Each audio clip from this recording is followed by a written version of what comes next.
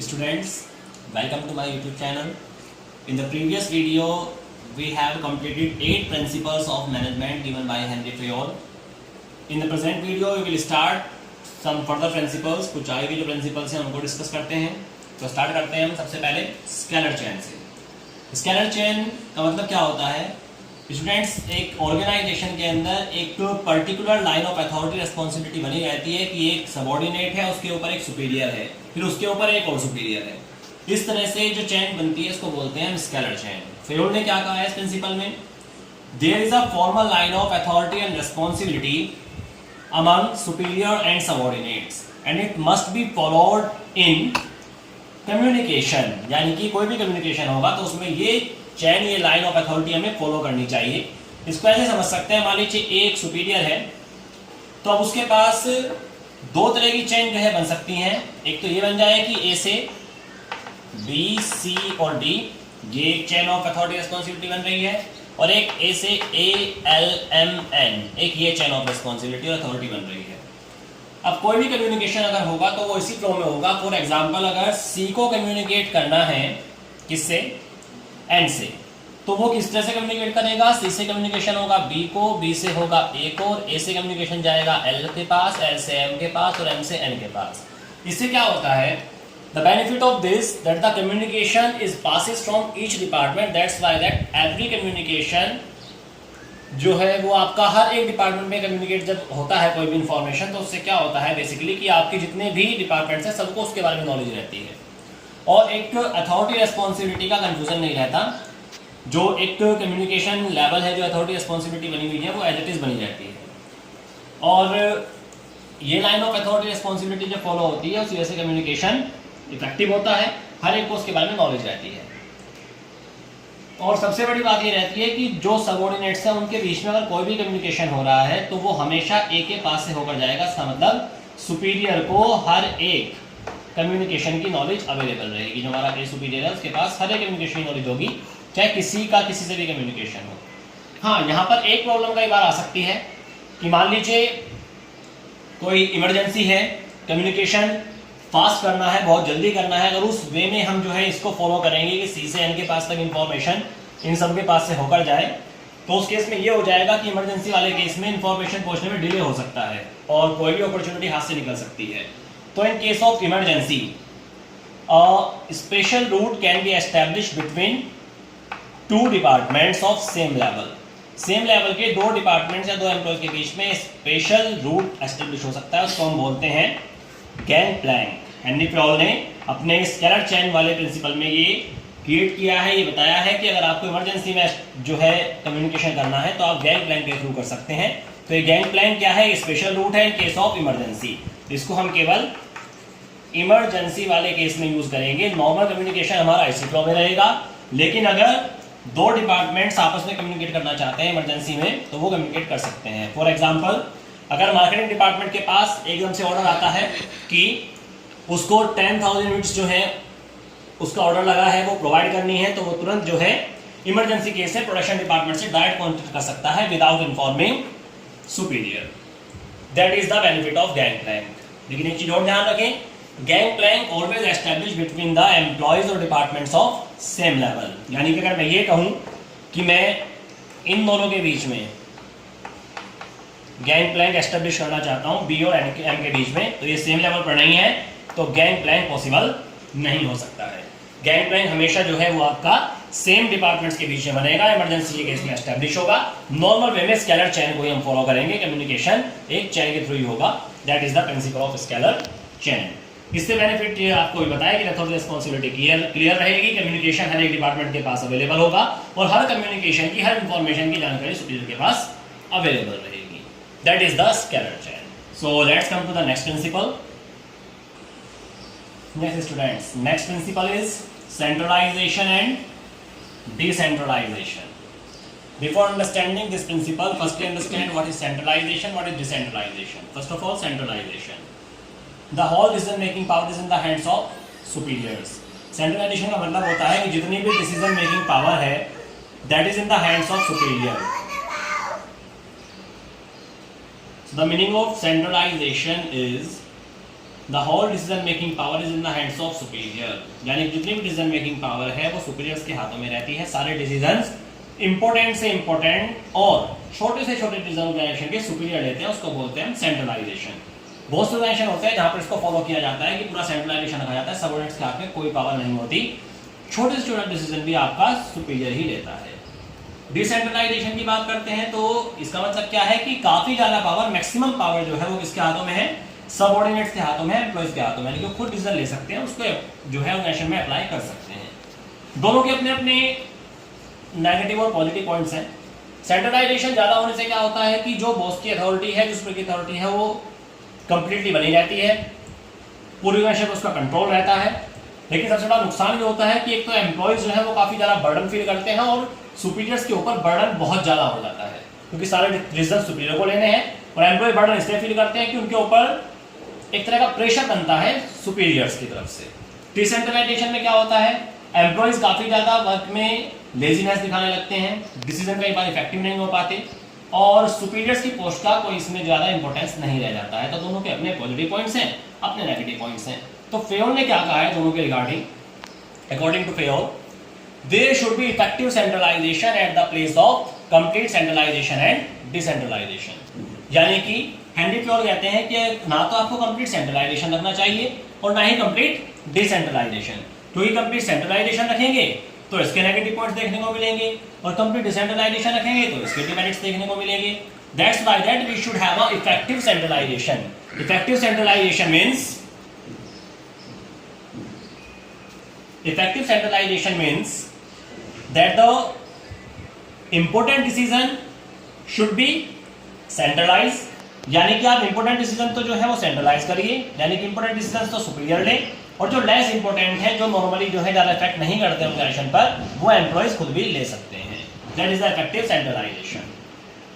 So according to Henri Fayol there should be effective centralization, which means the important decision should be taken by superiors and the less important should be taken by subordinates. That is the principle of centralization and decentralization. Now let's come to the next. Yes. Next principle is subordination of individual interest to general interest.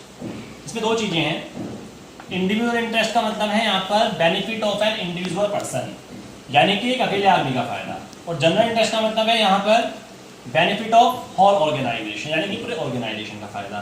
तो Fayol ने क्या कहा है कि organizational interest should be given priority over the interest of an individual employee, यानी कि एक employ का फायदा न देखकर पूरे ऑर्गेनाइजेशन के फायदे को हमें प्रायोरिटी देनी चाहिए। फॉर एग्जाम्पल, अगर एक एम्प्लॉय अननेसेसरी प्रेशराइज करता है अपनी सैलरी को इंक्रीज करने के लिए, तो उसकी सैलरी ऑर्गेनाइजेशन को देखते हुए इंक्रीज नहीं हो सकती और करनी भी नहीं चाहिए, क्योंकि पहली प्रायोरिटी ऑर्गेनाइजेशन का बेनिफिट है। क्योंकि ऑर्गेनाइजेशन का बेनिफिट होगा तो सभी एम्प्लॉयज का बेनिफिट होगा, किसी एक के लिए आप पूरे ऑर्गेनाइजेशन को सैक्रिफाइस नहीं कर सकते हैं। That is the principle of subordination of individual interest to general interest. और इसमें हेनरी फेयोल ने बिल्कुल ये सही कहा, काफी जगह पर ये एप्लीकेबल भी होता है, जहां पर ये एप्लीकेबल नहीं हो पाता वहां पर काफी सारे जो नेगेटिव पॉइंट्स हैं वो हमें फेस करने पड़ते हैं, क्योंकि आप एक मैनेजर, एक एम्प्लॉय या एक के लिए creators, customers, investors, share holders, जो सभी ऑर्गेनाइजेशन में पैसा लगाए हुए हैं, जो सभी ऑर्गेनाइजेशन से जुड़े हुए हैं, उन सबका नुकसान नहीं कर सकते हैं। तो हमेशा ऑर्गेनाइजेशन के बेनिफिट को प्रायोरिटी दी जाती है ओवर द बेनिफिट्स और interest of an individual employee. इसका वायोलेशन कैसे हो सकता है? इस तरह से हो सकता है, मान लीजिए एक मैनेजर है, प्रोडक्शन मैनेजर, उसको ऑर्डर मिला गुड्स प्रोड्यूस करने का और उसने रॉ मटेरियल अपने रिश्तेदार से खरीदा, अपने किसी रिलेटिव से खरीद लिया और रिलेटिव ने वो महंगी कॉस्ट पर दिया, तो उसको तो फायदा हुआ क्योंकि उसके रिलेटिव को बेनिफिट हुआ, लेकिन ऑर्गेनाइजेशन को नुकसान हुआ क्योंकि ऑर्गेनाइजेशन को ज़्यादा कॉस्ट पे करनी पड़ी। इस तरह से इसका वायोलेशन भी हो जाता है, जो कि नहीं करना चाहिए।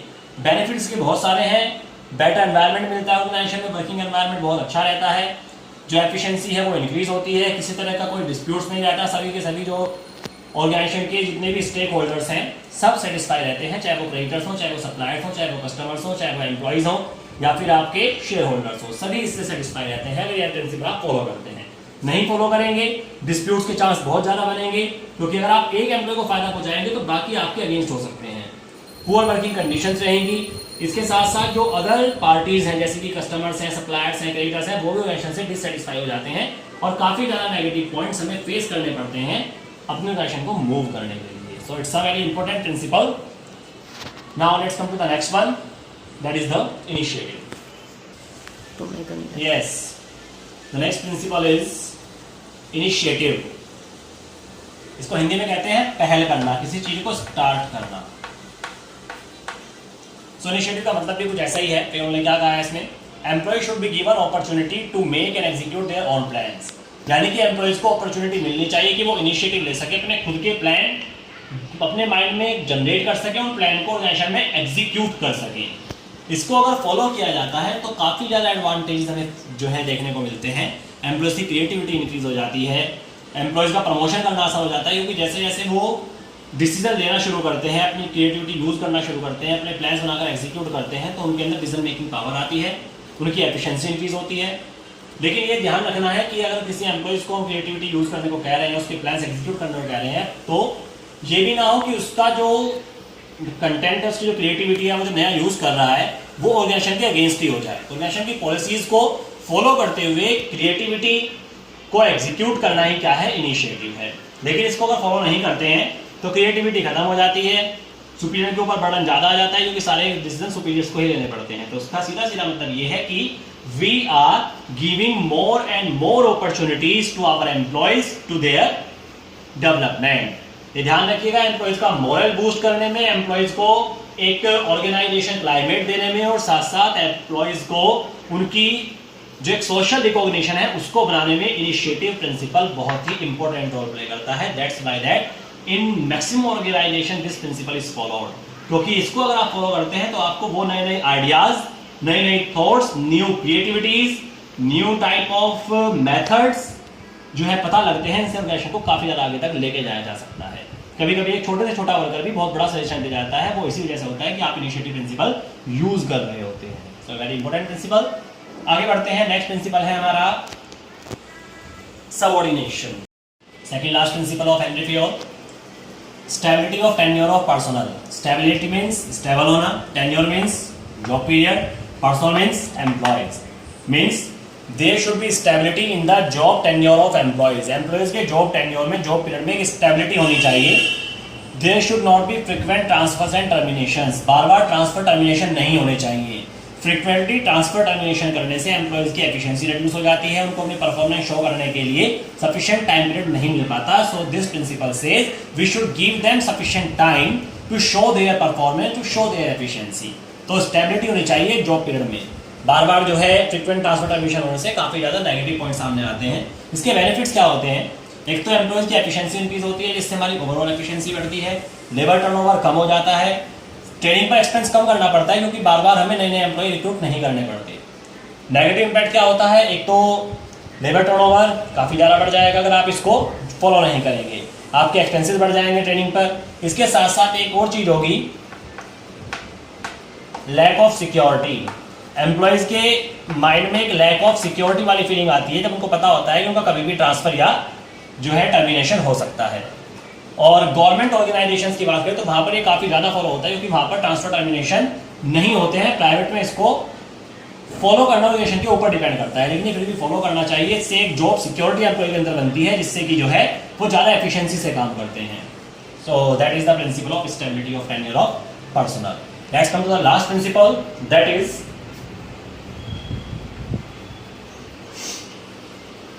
yes, the next principle is esprit de corps. esprit de corps जो है वो एक फ्रेंच लैंग्वेज का वर्ड है. ये इंग्लिश में नहीं, फ्रेंच लैंग्वेज का वर्ड है ये esprit de corps, जो कि फ्रांस से बिलोंग करते थे हेनरी फेयोल. इसका मतलब क्या है? It means unity is strength. Unity is strength आपने बहुत पहले सभी ने स्टोरीज पढ़ी होंगी यूनिटी के बारे में. यूनिटी में काफी ज्यादा स्ट्रेंथ होती है. हम together we can achieve more difficult task also. यहाँ पर भी हेनरी फेयोल ने यही कहा है कि there should be team spirit in the organization. Organization में टीम स्पिरिट की जो एक तो फीलिंग है वो क्रिएट करनी चाहिए. टीम स्पिरिट रहे, सभी एम्प्लॉयज मिलकर एक दूसरे के साथ कोऑर्डिनेशन से काम करें. और मैनेजर्स को यूज करना चाहिए we at the place of I, क्योंकि आई में कहीं ना कहीं इंडिविजुअल फीलिंग होती है, लेकिन वी की अगर बात किया जाता है तो वी के केस में आप सभी एम्प्लॉयज को एक साथ टीम स्पिरिट में लाने के लिए वर्क करते हैं. So at the place of I will achieve this goal, it should be said that we will achieve this goal with the help of our resources and our team. Such type of communication should be used in the organization so that team spirit could be available in the organization. इस principle के बहुत सारे फायदे हैं। आपके जो employees हैं वो एक टीम के साथ वर्क करते हैं, टीम के साथ वर्क करने से कोऑर्डिनेशन इजीली एस्टेब्लिश होता है, कोऑपरेशन बना रहता है, टारगेट टाइम पे कंप्लीट होते हैं। फॉलो नहीं होता है तो हमें काफी सारे नेगेटिव पॉइंट्स फेस करने पड़ते हैं, चाओस की सिचुएशन बनी रहती है, कंफ्यूजन ज्यादा रहता है, रिसोर्सेज वेस्ट ज्यादा होते हैं। तो बहुत ही इंपॉर्टेंट प्रिंसिपल है, ध्यान रखिएगा। जहां पर ये होता है वहां पर बाकी सारे प्रिंसिपल अपने आप इजीली फॉलो होने लगते हैं, और ये नहीं होता तो बाकी सारे प्रिंसिपल्स को फॉलो कराने में आपको बहुत ज्यादा मेहनत करनी पड़ती है। So that is the last but not least. With this we end the principles of Henri Fayol. आप इन 14 प्रिंसिपल्स को अच्छे से स्टडी करें, एक एक पॉइंट्स को समझें, और अगले वीडियो में हम बात करेंगे फिर साइंटिफिक मैनेजमेंट की। Thank you.